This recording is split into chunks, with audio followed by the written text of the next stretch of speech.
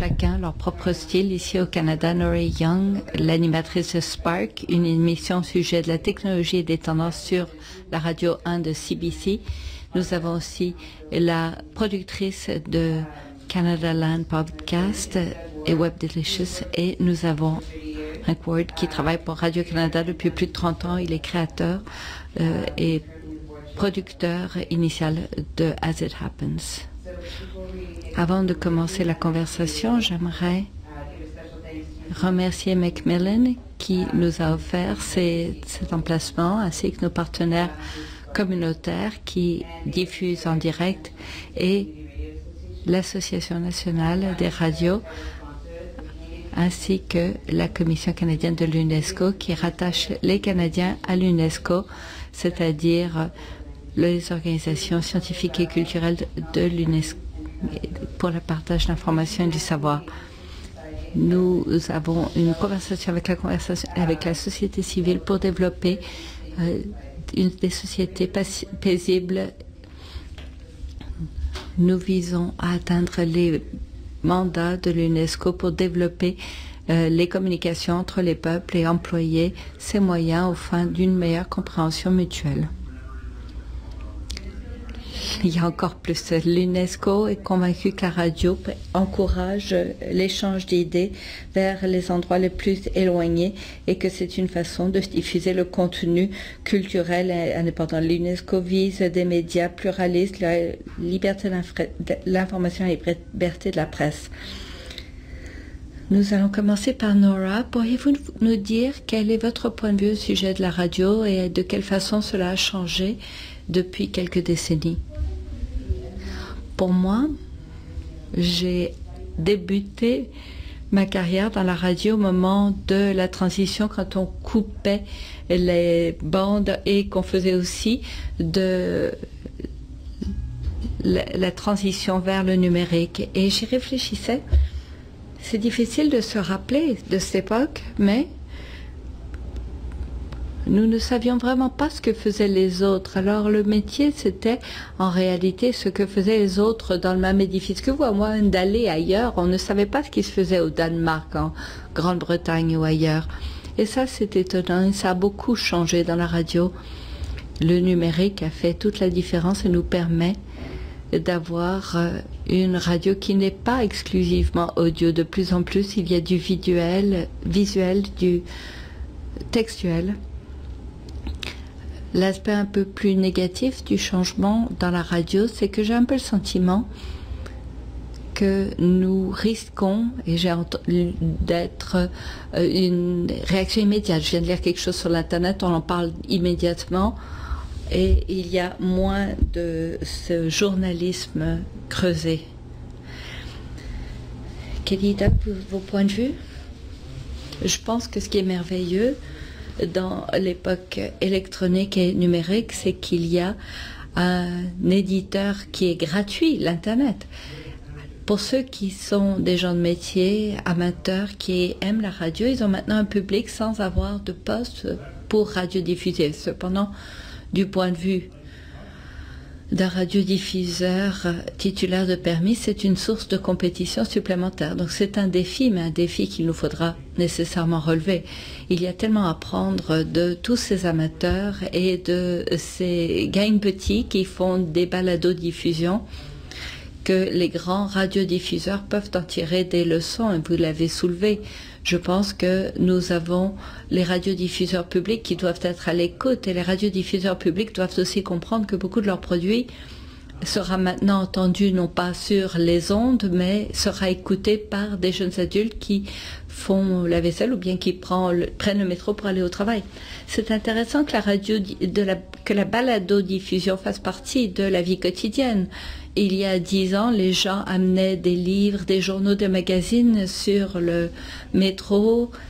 Et maintenant, on télécharge une balado-diffusion, met son casque d'écoute et on peut télécharger des choses pour le lendemain, pour l'intégrer à son trajet. on comprendra bien que la radio aura changé quand, dans une de ses émissions à la télévision, un des deux personnages principaux travaillera à la balado-diffusion.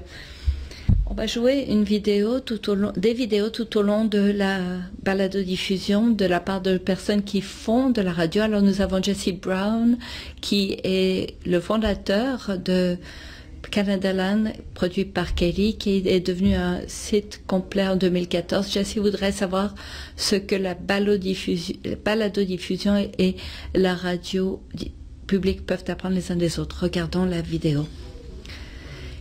Alors, il me semble que cette génération de balado-diffuseurs viennent en grande partie de la radio publique. Et la radio publique a beaucoup de ses sensibilités, ses valeurs dans la balado-diffusion, et beaucoup de cela revient à la radio publique. Alors, ma question pour les panélistes, qu'est-ce qu'il nous faut conserver de la radio publique au fur et à mesure que la radio se transforme en balado-diffusion, et qu'est-ce qui doit se perdre? Bien, qui veut répondre? Est-ce que je devrais répondre à mon patron?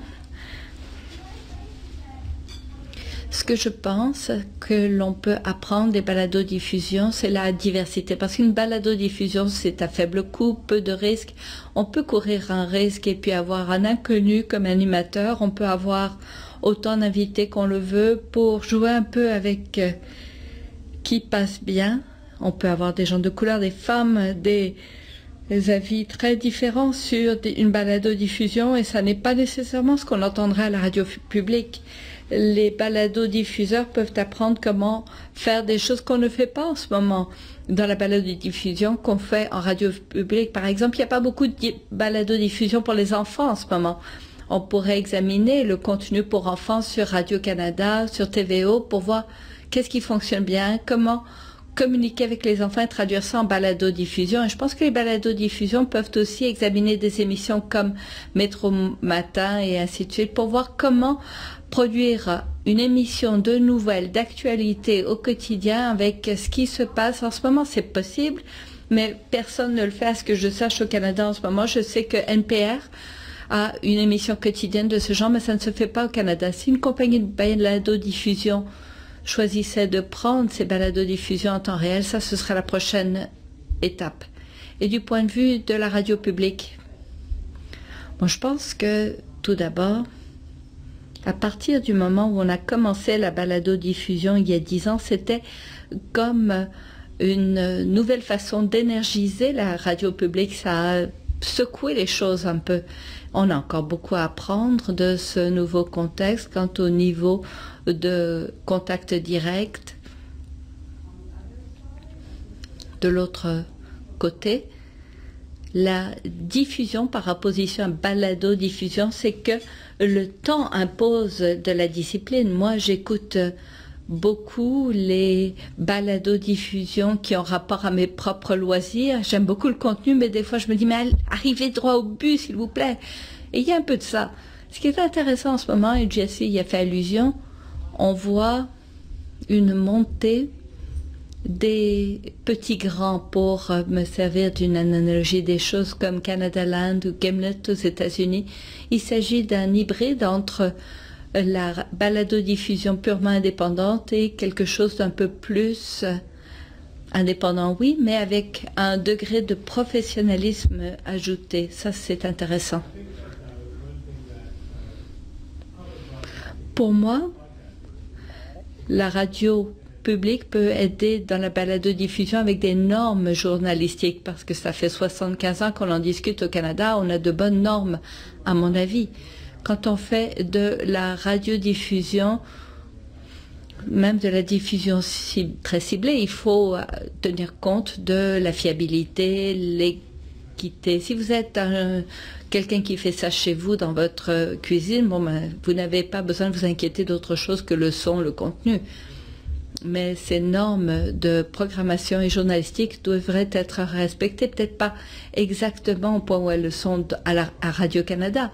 Mais ce que Radio-Canada et d'autres diffuseurs peuvent apprendre, en ce moment, les balados-diffuseurs diffusent surtout pour des jeunes adultes très futés. Et Radio-Canada doit trouver moyen d'intégrer ces jeunes adultes futés dans leur radio à chaque génération. C'est un défi depuis le début. Si vous êtes branché sur Radio-Canada, vous allez écouter, voir ce qui se passe en balado-diffusion, vous en inspirer, sinon voler. Moi, ce que j'aime sur Radio-Canada, c'est l'émission Campus, animée par Robert Long, et c'est un bon exemple de ce que fait Radio-Canada, et ça marche très bien. Et c'est une façon d'intégrer tout ce que j'aime sur la balado-diffusion en Amérique du Nord, c'est-à-dire des récits. Et ça m'attire parce que c'est mon groupe démographique qui est ciblé, ça raconte des choses qui m'intéressent. Un des invités était anonyme. Une fois, j'ai reconnu cette personne d'un de mes cours il y a 6 ans. C'était épatant. C'est un moment épatant quand j'ai pu entendre un invité qui était de mon âge, qui était sur les ondes et dont on parlait.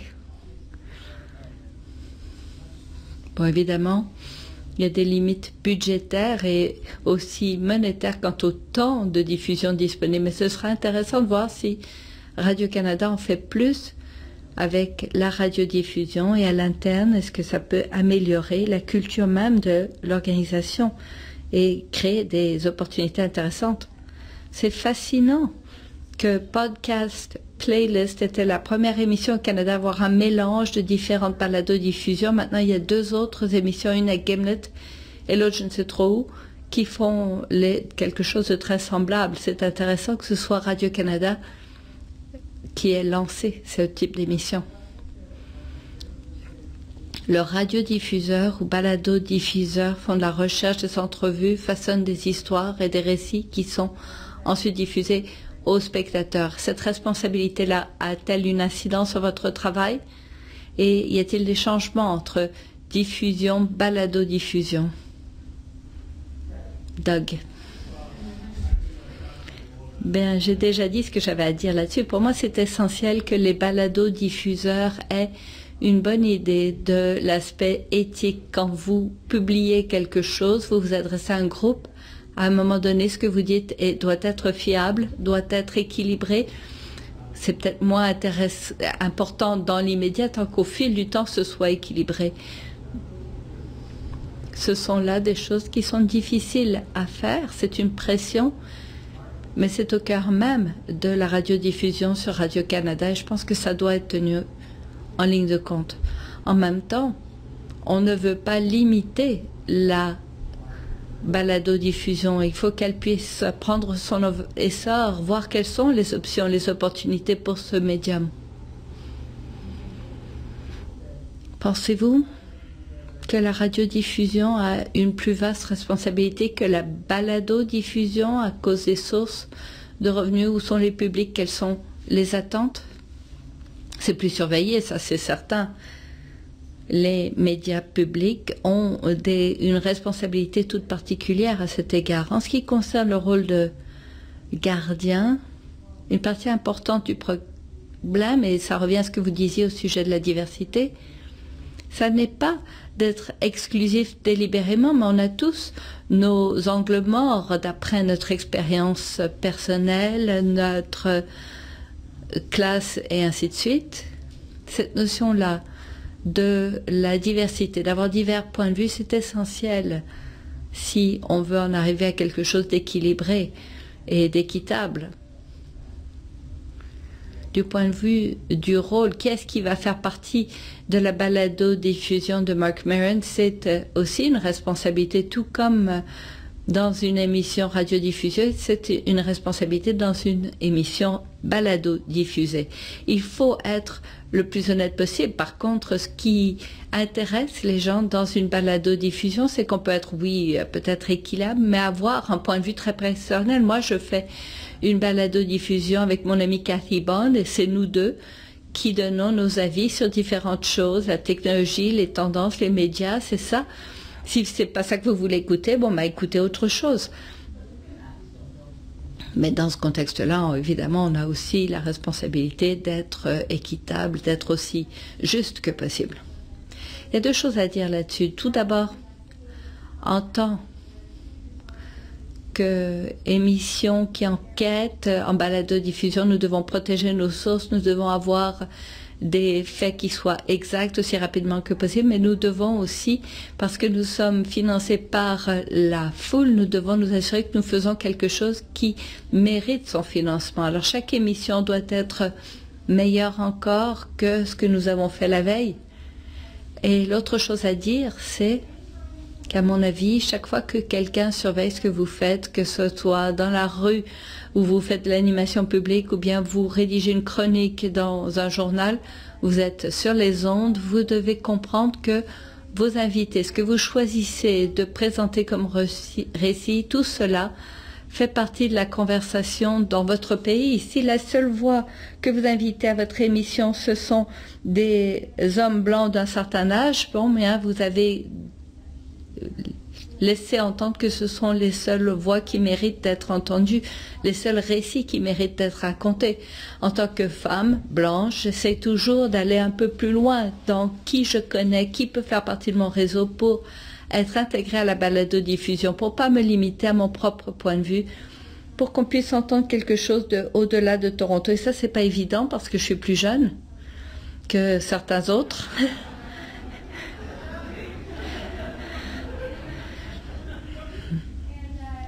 Et ça peut être difficile de trouver des voix qui sont au-delà de Toronto, pour moi par exemple. Alors j'ai l'impression qu'il y ait plus de pression, je dois aller tendre la main vers les gens à Vancouver, Montréal, Regina.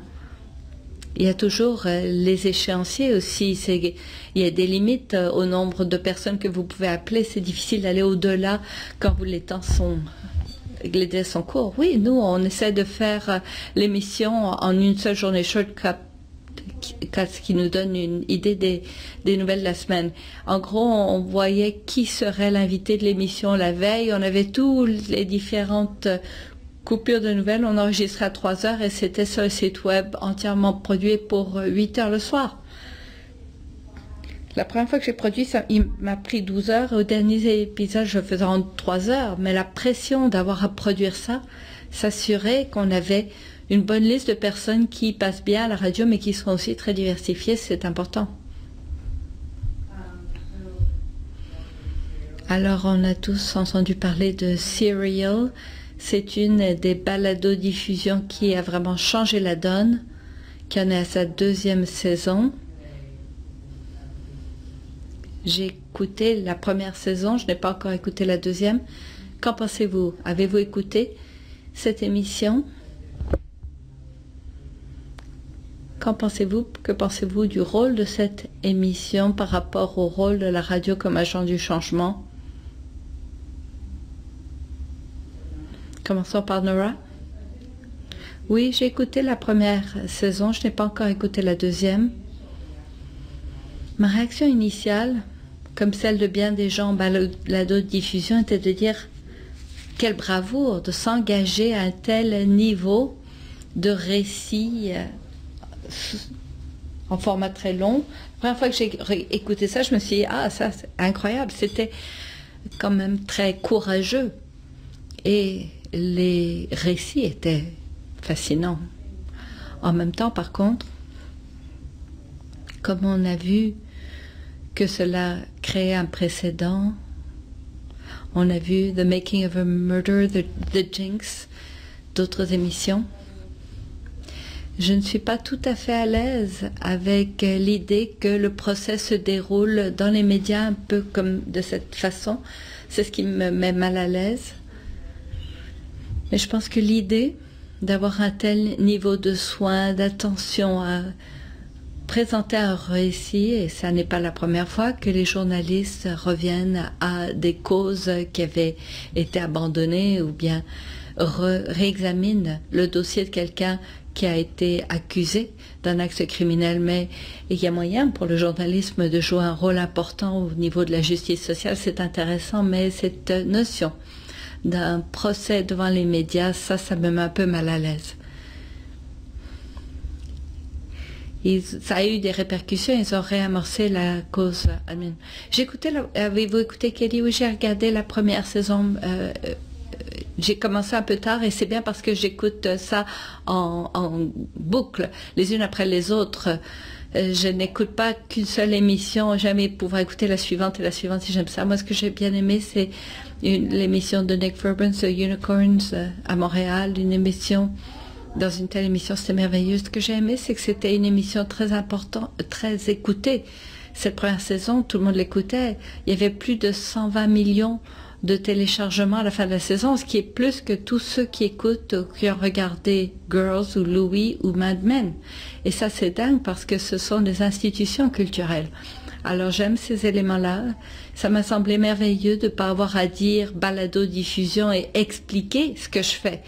Ah, c'est comme la radio, sauf que vous pouvez écouter quand vous voulez. Ça, c'est très pratique pour moi de plus avoir à m'expliquer.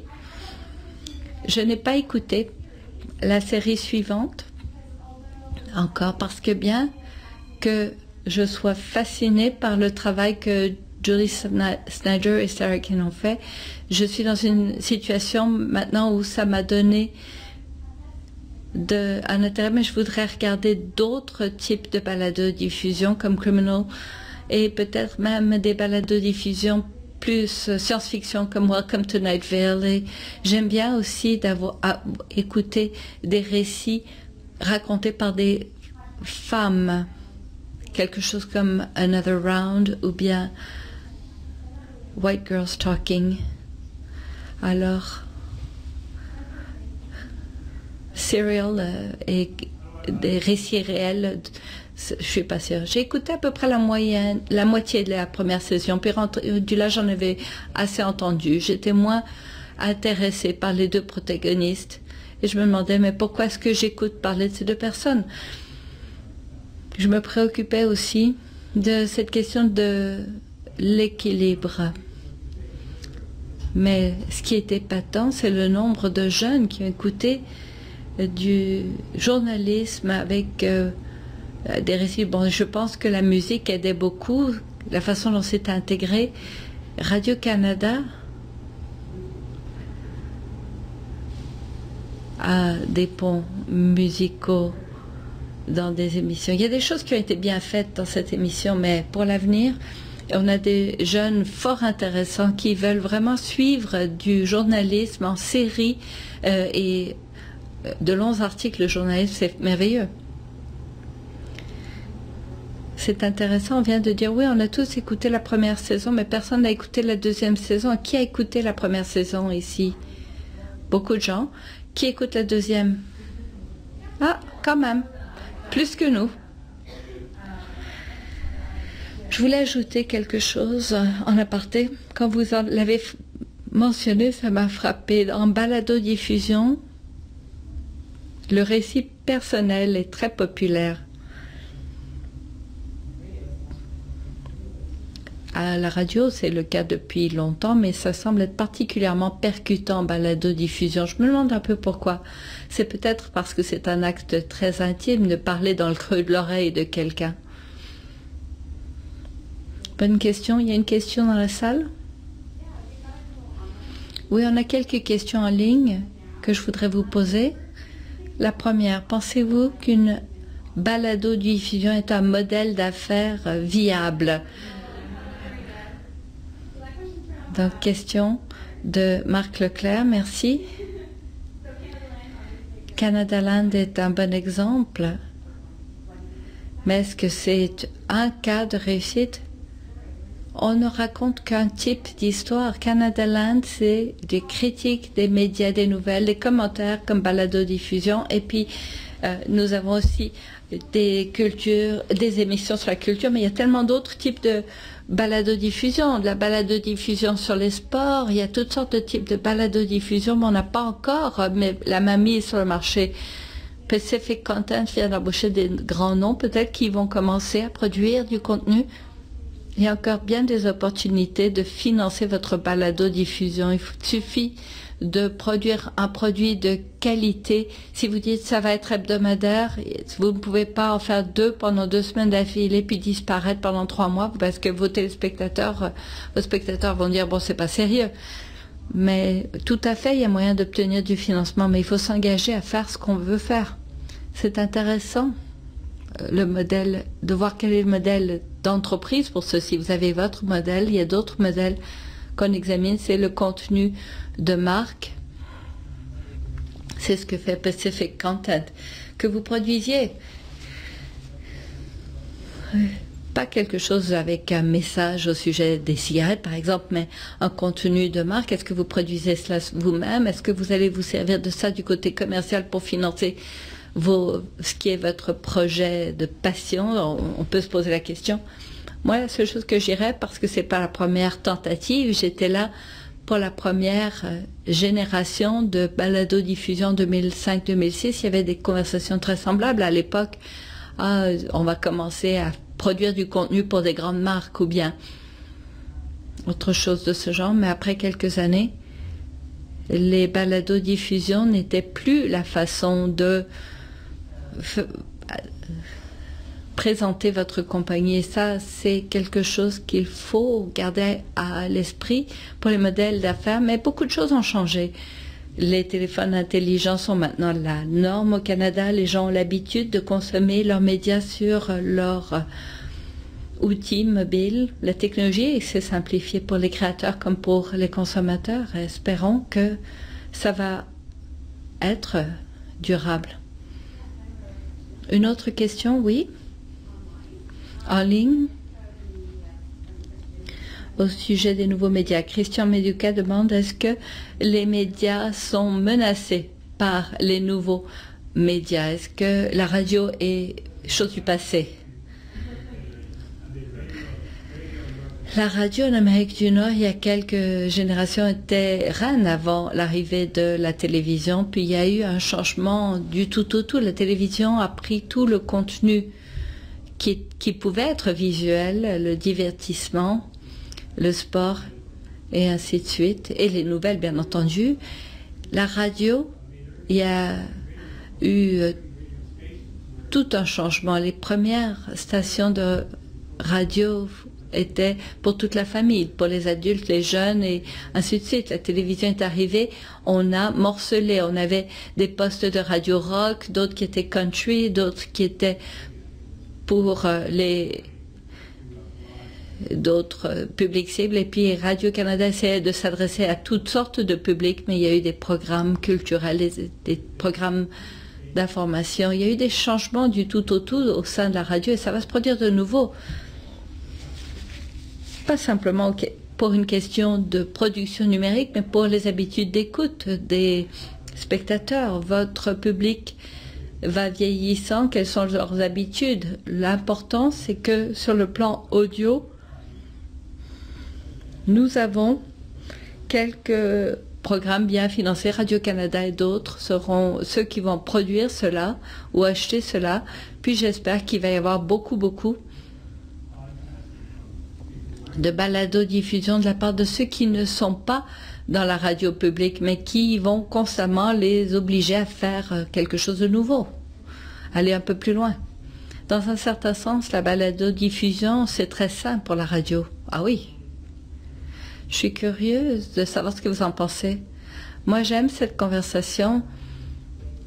Il me semble, souvent, je compare Napster et la musique, ils n'ont pas adopté la technologie et ça a causé de mauvaises choses dans ce domaine. En radio, on a maintenant l'opportunité de s'ouvrir aux nouvelles technologies. La balado-diffusion est une plateforme de distribution du contenu. C'est ce qui est populaire en ce moment. Ça pourrait être différent plus tard, mais comme disait Doug, le contenu, c'est tout de même de l'audio. C'est simplement la façon dont les gens se branchent qui a changé. Quand on me pose la question, moi j'aime penser, bon, qu'advient-il si vous êtes dans un contexte où il y aurait une tornade en ville, où il y aurait une panne? Est-ce que vous allez écouter une balado-diffusion ou bien écouter la radio? La radio ne sera pas finie tant que la balado-diffusion ne sera pas en temps réel. Pour moi, il n'y a pas de situation où c'est la balado-diffusion qui remplace la radio. Netflix ne va jamais remplacer la télévision. Ils peuvent vivre ensemble.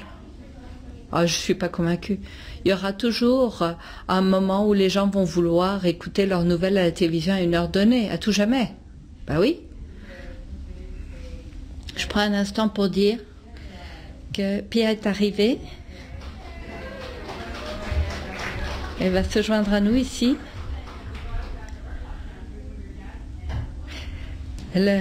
Quand on est balado-diffuseur, c'est terrible quand l'animateur arrive en retard. C'est la faute d'Air Canada. L'hiver au Canada, c'est ce que ça donne. J'ai mon micro. Alors, continuez. On a parlé un peu de l'émission Serial. La première saison montrait quelle est la situation du système de justice criminelle en Amérique par le biais de l'expérience d'une personne donnée. Et vers la fin de la balado-diffusion, c'est devenu une campagne pour obtenir justice de la part de Sarah Koenig, une personne. Quel genre d'effet voulez-vous avoir sur votre public quand vous diffusez? Elles avaient un objectif très clair. Et pour vous, quand vous faites votre émission, votre balado-diffusion, qu'est-ce que vous cherchez à avoir comme effet? Je sais que l'effet direct que nous visons, c'est de donner une voix aux journalistes et aux personnes qui n'ont pas eu cette voix, soit à cause des institutions. Par exemple, on a eu Phil Dummers qui est venu parler de l'abus systémique des animaux à Marineland. C'était un récit qui n'était pas dit où que ce soit. Ça a été mentionné à l'émission de Marc Maron aux États-Unis, mais il nous semblait qu'il n'avait pas moyen de s'exprimer. Sainte-Catherine, Niagara Falls, c'est très proche de chez nous. Pourquoi pas raconter ce récit? Canada Land, il y avait des journalistes, Bethany Horn, Paul Watson et autres. Et c'est ce que nous essayons de faire, raconter ces récits qui sont supprimés par les grandes institutions, parce que c'est important qu'on les entende. C'est une voix, un choix de plus. Pour moi, c'est différent à cause de la portée de l'émission. Les répercussions ne sont pas au niveau politique nécessairement. Quel est le lien que vous tentez de dresser avec votre public? Je ne sais pas précisément ce que je veux que les gens pensent de la technologie. Pour moi, dans l'émission Sparks, on se dit au départ qu'il y a toujours dans la technologie un aspect politique. Alors quel est l'aspect politique? On n'essaie pas de l'imposer à qui que ce soit, mais ce que j'aimerais, c'est que les gens comprennent mieux que ça n'est pas un instrument neutre, que l'éthique, la politique, l'idéologie, le pouvoir font partie de l'émission nécessairement. C'est la raison pour laquelle nous ne sommes pas une émission qui dit, bon, cette semaine, on s'en prend au CRTC. Pourquoi est-ce que j'ai choisi le CRTC?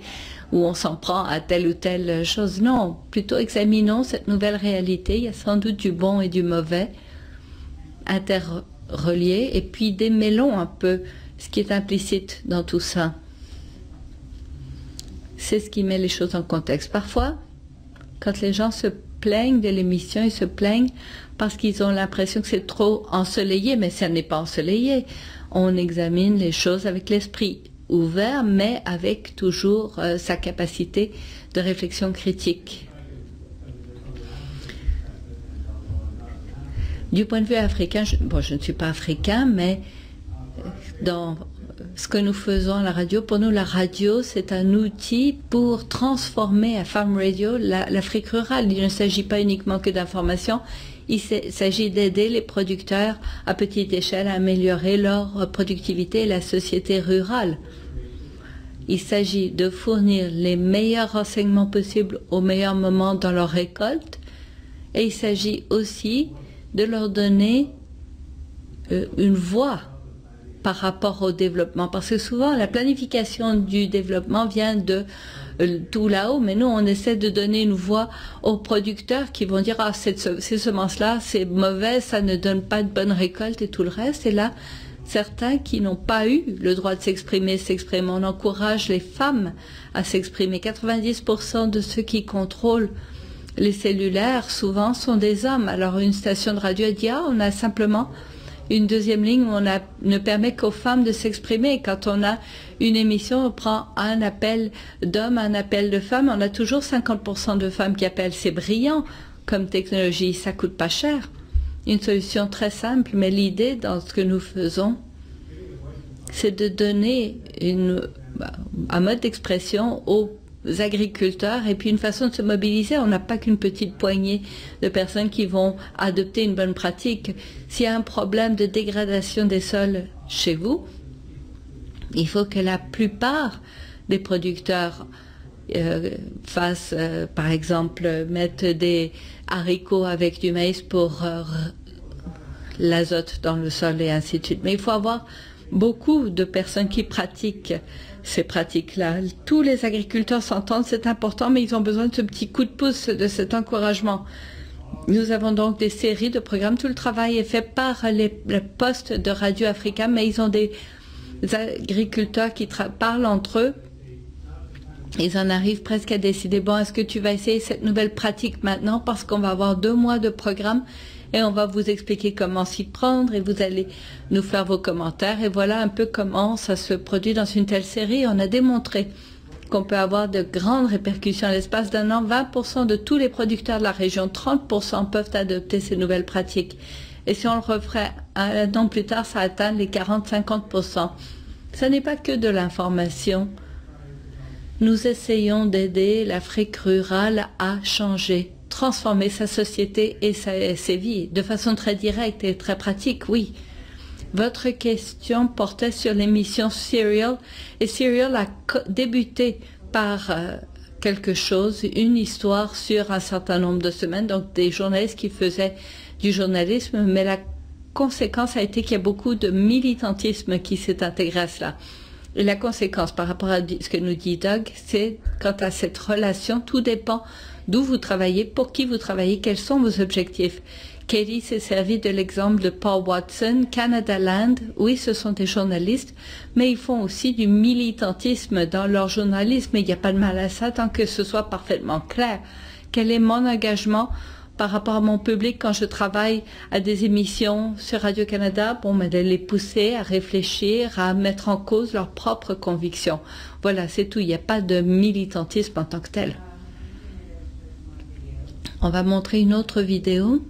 Nick Vandercock, qui est l'animateur, créateur de Leven Radio. Et il s'intéresse à la balado-diffusion dans le monde en développement. Moi, la balado-diffusion, j'ai commencé à en faire en 2005.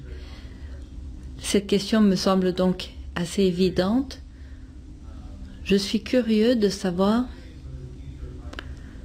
ce que réserve l'avenir à la balado-diffusion dans les régions en développement partout au monde. Je ne sais vraiment pas à quel point c'est peut-être populaire, quelle est la technologie qui existe pour permettre la balado-diffusion. Est-ce que les panélistes perçoivent l'avenir de la balado-diffusion comme allant un peu plus loin qu'à l'heure actuelle et comment est-ce que ça se présenterait? Alors, Doug, je vais vous poser la question à vous, puisque vous avez de l'expérience en la matière. Le fait est que ça n'est pas très, très étendu. Il faut avoir de bons liens de connectivité d'abord au départ, et ça, c'est un problème dans bien des pays en développement. Il faut un téléphone intelligent, il faut une tablette, il faut quelque chose, un ordi. Et la plupart des gens qui vivent dans la pauvreté n'ont pas tout cela. Mais si vous êtes dans une région urbaine, dans un pays en développement, je peux certainement imaginer le développement de la balado-diffusion, ça ne fait aucun doute. Les adaptations qu'on peut avoir dans des régions rurales de l'Afrique, il y a des villages où il n'y a même pas d'électricité, pourtant tout le monde a un cellulaire. Comment est-ce que c'est possible? Le soir, il y a quelqu'un qui va récolter tous les téléphones qui se rend à une ville où il y a de l'électricité, branche tout ça et les ramène le lendemain.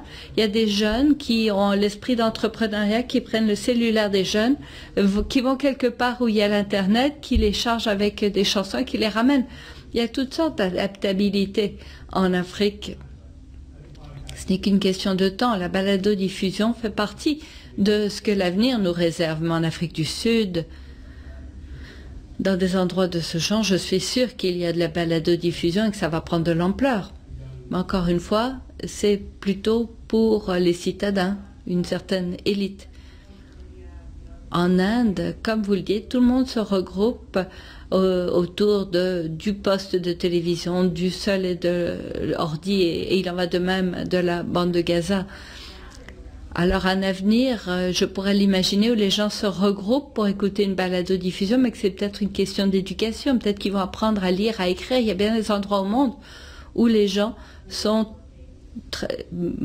n'ont pas eu accès à l'éducation, ils sont pauvres, ils travaillent. Peut-être que la balado-diffusion pourrait répondre à ce besoin-là. D'abord, je ne pense pas que les gens dans le monde en développement se branchent pour écouter Serial encore, mais il y a des endroits où on se regroupe autour d'un poste de télévision, d'un téléphone, et puis je peux bien imaginer qu'on écoute une balado-diffusion à la place. Si on examine la distribution de la technologie, on parle des prochains 2 milliards, les prochains 2 milliards qui se brancheront surtout sur des téléphones. Ce sera un moment intéressant et important, surtout quand ce sera dans le monde en développement. Qu'adviendra-t-il quand ces gens-là nous diront comment ils veulent se servir de ce médium de communication, que ce soit la radio ou la balado-diffusion, quand eux s'exprimeront? Ça, c'est une chose à dire. Voyons ce qu'ils attendent. De façon plus générale, il me semble que le grand avantage de la radio, c'est que on est très doué pour tout ce qui est local et en direct. Et la balado-diffusion, elle permet de rattacher des personnes qui ont un intérêt commun, que ce soit un groupe linguistique ou autre. Alors tout dépend de ce qui semble logique pour une zone en développement donné ou un contexte. Je viens d'avoir une conversation, par exemple, avec un collègue qui portait sur la diaspora somalienne qui maintenant se regroupe autour de YouTube. Et il y a moyen, avec la balado-diffusion, de rattacher la diaspora à leur collectivité d'origine. Ça pourrait être fort intéressant, pas seulement au niveau de la balado-diffusion. Est-ce que la balado-diffusion s'est limitée à l'anglais en ce moment? Non, il y a bien de la balado-diffusion. Moi, je ne parle que l'anglais, mais je connais des gens qui disent « Ah oui, il y a toutes sortes de balado-diffusion dans d'autres langues ». Au sujet de la situation dans le monde en développement, je pense qu'un tiers du monde n'a pas accès au 3G ou 4G encore. Alors on parle de 10, 15, 20 ans avant que tout le monde ait accès à l'Internet. Mais à partir de là, ce que je peux imaginer comme des balados-diffusion, c'est oui, tout ce qui a rapport à l'éducation, l'acquisition de langue, l'agriculture, l'ingénierie, enseigner aux gens comment faire des choses avec ce qu'ils ont. Pour moi, les régions du monde qui seront le plus durement touchées par le changement climatique dans les 15 années à venir seront les régions en développement. La balado-diffusion permet de mieux se renseigner sur la façon de réagir dans leur propre milieu par rapport à tous ces effets néfastes du changement climatique, que ce soit la sécheresse, les incendies, différentes maladies. La balado-diffusion peut être un outil d'éducation sur des compétences médicales de base, des compétences de survie de base. C'est une façon d'aller au-delà de ce que fait Farm Radio International. On peut développer certaines choses dont on ne peut que rêver en ce moment. Mais d'ici là, tout ce qu'ils ont, c'est la radio. Et la radio, elle est partout. 90% des personnes en Afrique rurale ont accès à la radio. Et ça, c'est merveilleux. On a ce degré de pénétration et ça coûte peu cher à produire. C'est une façon de s'y prendre. Mais dans l'Afrique rurale, il y a 100 millions de cellulaires. 100 millions. Bon, ce ne sont pas des téléphones intelligents nécessairement. Mais si on produit un programme au sujet d'une certaine plante, une femme appelle pour dire « Ah, moi j'ai des taches blanches sur les feuilles de ma plante » et là on trouve l'expert en agriculture. Qu'est-ce qu'on fait? Ah, c'est très simple. Comme Ed Lawrenson en Ontario le dit, Ça passe sur les ondes et ça atteint le public visé immédiatement. Imaginez un peu, avec ce nouveau médium de la radio plus le cellulaire, la radio a connu un renouveau en Afrique grâce au cellulaire. Il y a une question dans la salle. Oui, la question est la suivante. Vous avez beaucoup parlé de l'avenir de la balado-diffusion et de son avenir particulièrement en matière d'éducation, mais est-ce qu'il y a un emplacement pour la critique? Katie, vous auriez peut-être quelque chose à dire là-dessus. La critique, pas seulement des médias, mais dans tous ces aspects. Je pense qu'il y a beaucoup de personnes qui ont des opinions. La balado-diffusion est un bon moyen de faire passer votre point de vue. Alors pour moi, oui, absolument. Les balados-diffusions de critiques sont un genre de balado-diffusion qui ont certainement un avenir. Je peux donner un exemple en Afrique, parce qu'on fait un peu un acte de funambule. On veut aider les gens à améliorer la qualité de leur vie. Travaillons et nous y travaillons avec la Fondation Gates, parce que le gouvernement de l'Éthiopie dépense plus pour la ruralité par habitant que tout autre pays d'Afrique. Mais il y a certaines limitations à la liberté d'expression. On nous dit que le gouvernement doit approuver nos invités interviewés. Alors ça, c'est pas drôle pour nous, mais on a appris à ces radiodiffuseurs d'avoir une émission avec des appels téléphoniques et là, ils ne peuvent pas approuver qui appellera, qui n'appellera pas. Alors, on n'a pas vu le travail d'extension de l'agriculture depuis 6 mois. Qu'est-ce qui se passe? Ou bien la semence que vous proposez ne fait pas l'affaire, ou bien autre chose. Ça force le gouvernement de l'Éthiopie à se comprendre que dans un sens,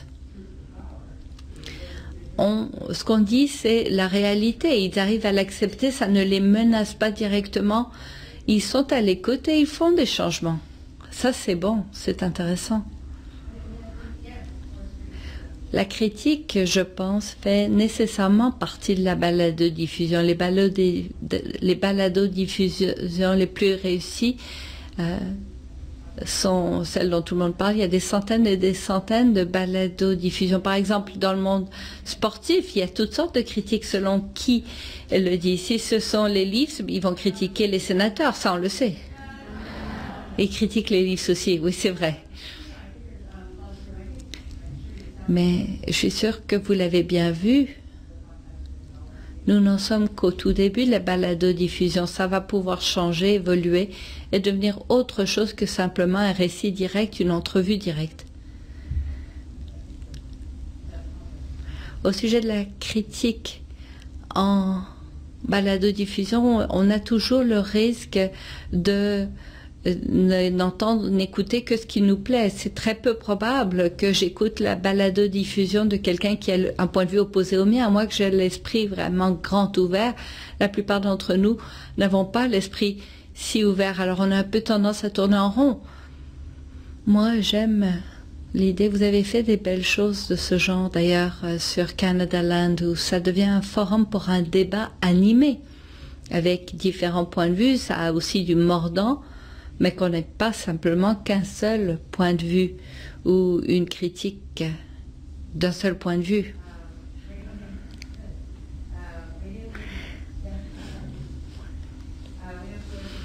On sait que la radio est florissante partout au monde. Voici une autre vidéo. David Okidi, qui est l'animateur de Mega FM en Ouganda.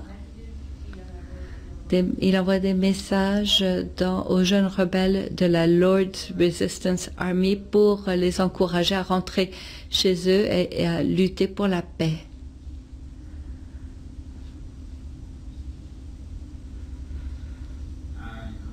Bonjour, j'aimerais profiter de cette occasion pour saluer tous les radiodiffuseurs en cette journée mondiale de la radio. J'aimerais parler du rôle de la radio dans la visibilité dans l'Ouganda du Nord. J'étais gérant d'une station de 2001 à 2011 en Ouganda. Mega FM est une station radio gouvernementale qui a été créée avec l'appui de DFRD pour lutter contre les combattants, pour mettre un terme à ce conflit, pour les encourager à rentrer chez eux, pour profiter de la loi de l'amnistie qui est entrée en vigueur en l'an 2000. Ce poste de radio a donc développé un programme hebdomadaire intitulé Come Back Home, Klubachu, en langue locale. C'était télédiffusé tous les mardis, jeudis et samedis de 10h à 11h le soir, à un moment approprié parce qu'on pensait que les membres de cette armée allaient pouvoir écouter la radio à ce moment-là. Et le contenu était de donner aux rebelles des messages d'amnistie, leur donner l'opportunité de rentrer chez eux et de nous dire leur récit pour pouvoir convaincre leurs combattants, collègues, qu'ils pouvaient rentrer chez eux. Et c'était une façon de dire aux combattants qu'ils pouvaient jouir de cette amnistie et qu'ils ne seraient pas tués par le gouvernement et que leur communauté les pardonnerait. Le programme radiophonique a eu beaucoup d'effets entre 2000 et 2006 parce qu'on a pu convaincre un grand nombre de rebelles de la nécessité de rentrer chez eux. On avait 10 ou 20 rebelles qui rentraient chez eux à chaque semaine. Et cela a permis que l'on amorce des pourparlers pour en arriver à la paix entre le gouvernement et les rebelles en 2006. Par le biais de ce programme, Mega FM a agi comme outil pour créer la confiance entre les rebelles et les populations dans les collectivités.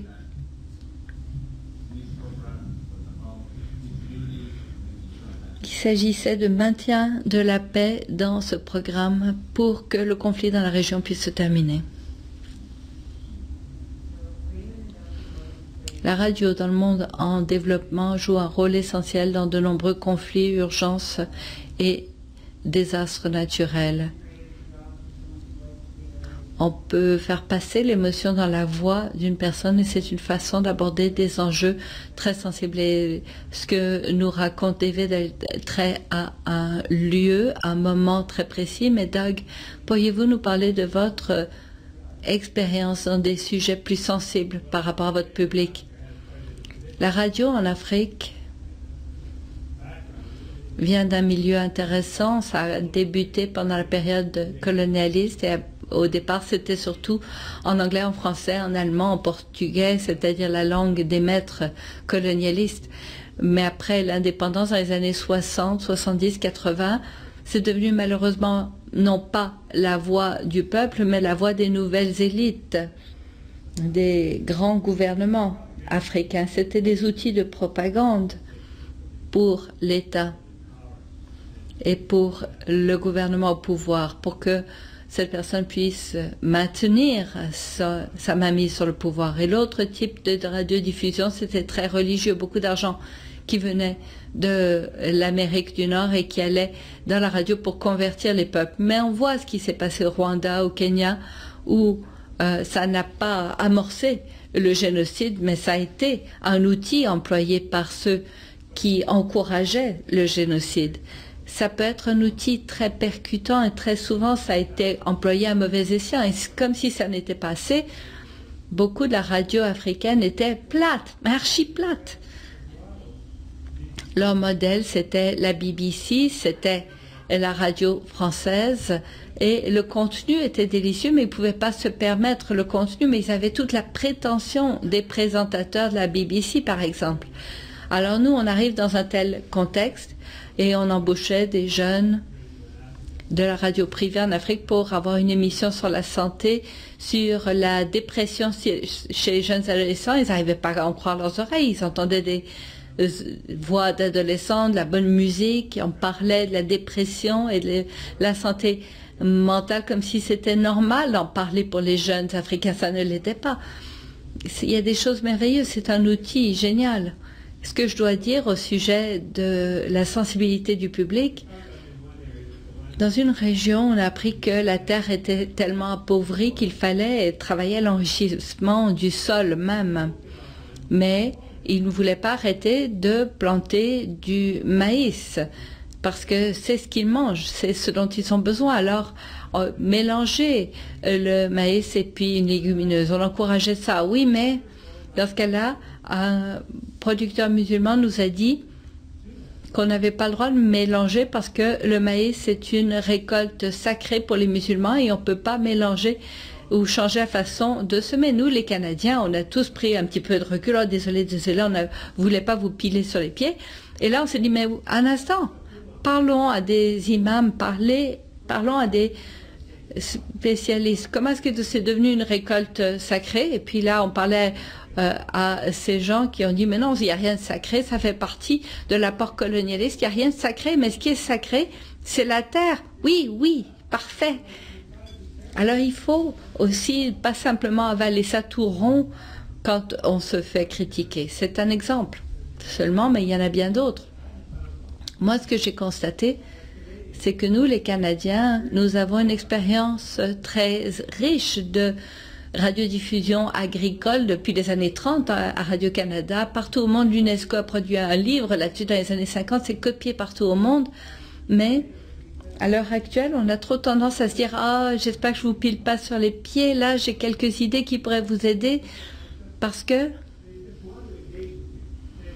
mais les gens veulent dialoguer avec vous et nous, ce qu'on dit, c'est essayer un petit peu ce modèle, mais changez ça du tout au tout si ça ne fait pas votre affaire, adaptez, faites ce que vous voulez, mais au moins, c'est un point de départ, vous pouvez réagir par rapport à ça et puis l'améliorer. C'est une bonne façon de dialoguer avec les jeunes Africains. Ils sont enchantés de travailler avec nous. Nous avons des mentors qui, dans bien des cas, sont des réalisateurs de Radio-Canada qui, à temps perdu, font des critiques de programmes de radiodiffuseurs africains. Ils sont très enchantés parce qu'ils n'ont jamais eu une telle formation en Afrique.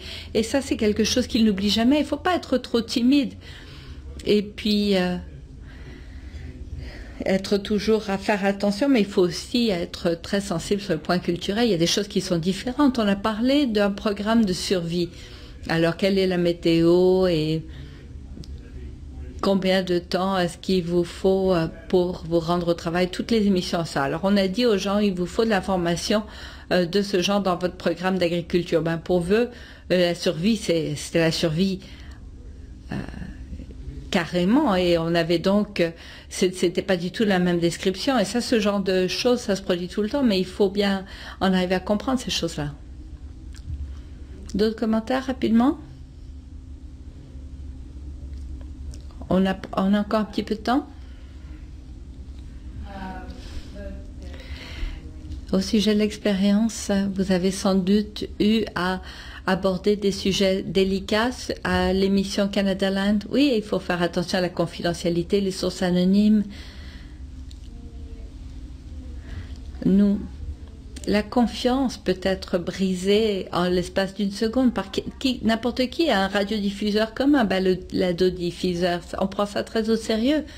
On a aussi des téléspectateurs qui arrivent très bien à nous dire quand on est à côté de la plaque, parce qu'on travaille à partir de Toronto et c'est incroyable quand quelqu'un dit « Ah ben ce que vous avez présenté au sujet de Yellowknife, c'est pas du tout la réalité.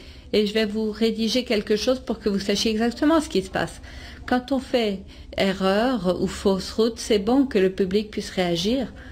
Et à la fin de chaque émission, on donne toujours notre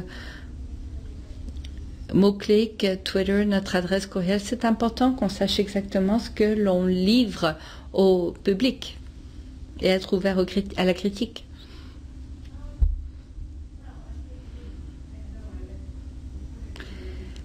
J'ai livré des rapports du Moyen-Orient pendant 3 ans et tout était délicat là-bas. Pour moi, si on revient au b.a.-ba du journalisme et qu'on a une bonne dose de compassion pour les gens à qui on s'adresse, je me demande simplement qu'est-ce que c'est qu'un sujet délicat pour le Canada. Je pourrais pensez à quelqu'un qui a été victime d'agression sexuelle ou qui a des problèmes de santé mentale, c'est délicat dans le sens qu'il faut faire preuve de compassion. Il faut toujours faire preuve de compassion d'ailleurs. Mais on n'a plus de sujet tabou. Et c'est différent quand on est en Afrique où un sujet délicat pourrait vous voir atterrir en prison, ou pire encore, dans d'autres régions du monde. Je ne sais pas tout à fait comment répondre à cette question. Il faut toujours être très humain, se servir de rigueur journalistique et ça devrait bien vous guider. Je pense qu'il y a une question dans la salle. Barry Rook, puis ce monsieur tout de suite après. Bonjour Barry de NCRA. J'ai une question spécifiquement. Il y a eu un défi pour les radios sur les campus partout au monde. Ça se passe souvent ici. C'était la question de quand on se fait couper les vivres. Que dire à ces groupes qui ne voient pas l'intérêt du travail qui se fait dans une station radiophonique d'un campus qui ne voit pas l'utilité d'investir $7 par semestre. Moi, cette question s'adresse à moi puisque j'ai encore un poste de radio communautaire sur le campus. Alors, des financements par la fédération étudiante ou bien des financements ou couper les vivres de la part des membres de la collectivité. Si ce sont les étudiants qui n'écoutent plus le poste communautaire sur le campus, peut-être qu'il faut brasser les choses pour redonner un nouveau souffle à cette station. Moi, la première chose qui m'a frappée quand vous avez dit ça, c'est l'université Ryerson, quand leur financement a été éliminé. Ça a été la fin du poste de radio à cause de la façon dont ça avait été géré, mais ça c'est un cas très précis. Chaque fois que quelqu'un peut dire « vous ne méritez pas plus de faire ce que vous faites, nous allons vous couper les vivres », il faut à ce moment-là réfléchir à ce que vous faisiez, pourquoi cette réaction, et investir de l'énergie à montrer l'utilité de ce que vous faites. Très brièvement, parce que j'ai une expérience en la matière avec le poste de radio de l'université Carleton quand il passait par une passe très difficile. Un poste communautaire d'Ottawa, au moins un programme que tous les étudiants veulent absolument avoir entendu. Ce soit tellement à la fine pointe qu'il faut tout simplement l'avoir écouté parce qu'on va en parler ce soir. Là même, si vous n'avez pas cette émission-là, on va vous couper les vivres. Oui, je suis d'accord, c'est le contenu. Si vous avez du bon contenu, vous aurez des appuis. Ils vous permettent de faire ce que vous voulez de 6h du matin à 11h du matin. Il n'y a jamais personne qui écoute la radio à ces heures-là. Alors vous pouvez mettre tout ce qui est un peu plus élitiste et même du jazz, j'imagine. Mais il faut avoir une émission à un moment où tout le monde écoute. La plupart des universitaires n'écoutent pas beaucoup la radio parce que il faut qu'il y ait une émission qui les fascine. Je ne sais pas ce que ce sera. Vous êtes tous à l'université, vous devez savoir vous y prendre. Il nous reste 1 minute. Votre question, on pourra l'aborder après la balado-diffusion, mais est-ce qu'on pourrait faire un 10 secondes en conclusion ce que réserve l'avenir à la radio publique et la balado-diffusion. Moi, je suis enchantée d'être dans ce domaine. C'est un très bon moment. Je m'amuse beaucoup au travail. C'est tout ce que j'ai à dire. On travaille avec des jeunes radiodiffuseurs en Afrique. Nous voulons que de jeunes Canadiens d'appuyer cet effort. Alors, branchez-vous sur Farm Radio pour voir ce qu'on fait. Pour en savoir plus sur nous et pour nous aider. J'ai vraiment 10 secondes, 1 seconde, 1 minute quand même. Moi, je dirais que nous sommes à l'écoute, nous écoutons des histoires depuis le début du temps et le débat entre la radiodiffusion et la balado-diffusion, qu'est-ce? Parce que tout ce qu'on fait, c'est raconter des récits et puis on les écoute. Alors, longue vie à la radio et à la balado-diffusion.